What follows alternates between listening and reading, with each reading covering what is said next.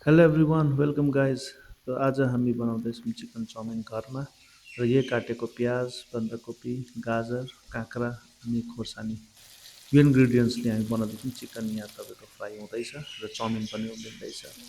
र chicken fry गर्नु हुँदैछ मेरो मिसेसले, र चिकन फ्राई र साथसाथमा चाउमिन बोइल हुँदैछ। र यो इन्ग्रिडियन्ट्सहरू पहिल्यै हामीले काटेर रेडी पारेको थियौँ ताकि हामीलाई सजिलो होस् भनेर। र यो पाकिसकेको छ, यसरी छाम्दा थाहा हुन्छ। अनि यसलाई मजाले हामीले तरायौँ या तर्कायौँ। अनि मजाले तर्काइसकेर यसलाई मजाले धुनुपर्ने हुन्छ। त्यो सबै गरिसकेर यो चिकन फ्राई भएको हामीले मजाले चिकन फ्राई हुँदै थियो। र फर्स्ट के हाल्छौँ भने हामी प्याज हाल्छौँ। प्याज मजाले हालेर यसलाई मजाले फ्राई गर्छौँ। यो घरमा बनाएको चाउमिन हो र यो दोकान जस्तो हुन सक्दैन, तर यो एक प्रकारको टेस्टी नै हुन्छ। हाई फ्लेममा नै बनाउनु पर्ने हुन्छ र हाई फ्लेममा नै हामीले फ्राई गर्दैछौँ यसलाई।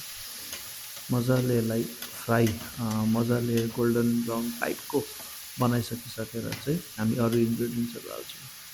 एक्ज्याक्टली गोल्डन ब्राउन होइन, तर निकै फ्राई गरेको हुनुपर्छ। र यो बनाउने चाहिँ म नै हो। यस्तो मजाले अलिकति लपक्क भएर पाक्छ, फ्राई हुन्छ। त्यहाँबाट हामी अरू इन्ग्रिडियन्ट्सहरू हाल्छौँ। यो चाहिँ होममेड चाउमिन हो। र यो बन्दाकोपी आइगयो अघि काटेको, यो सबै त्यसमा इन्क्लुडेड भयो। र बन्दाकोपी र यो प्याजलाई मजाले हामी एकखेप फ्राई गर्छौँ। र यो मजाले फ्राई गरिसकेर काँक्रा काँक्रा अर्को इन्ग्रिडियन्ट हो। हामी यो इन्ग्रिडियन्ट हामी हाल्छौँ नै हाल्छौँ, यो राम्रो लाग्छ।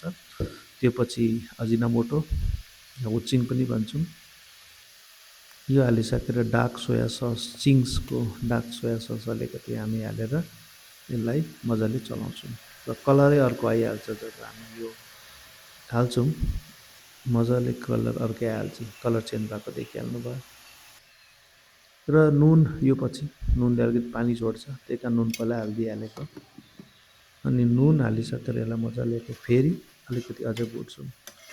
हाम्रो मासु फ्राई गरिसकेको छौँ र यो मजाले अब यसलाई पहिला हालिदिन्छौँ र योसित फेरि एकखेप मजाले हामी भुट्छौँ।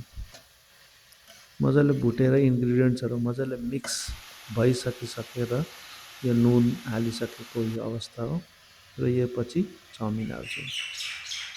चाउमिन हाल्दाखेरि हामीले मजाले उफारेर, मतलब अलग अलग गरेर नै हाल्नुपर्ने हुन्छ ताकि यो टालिँदैन। र चाउमिन पनि मजाले हाम्रो नटालिने गरी भइसकेको छ। कतिवटा झरिसकेको छ, त्यो कोही बात छैन।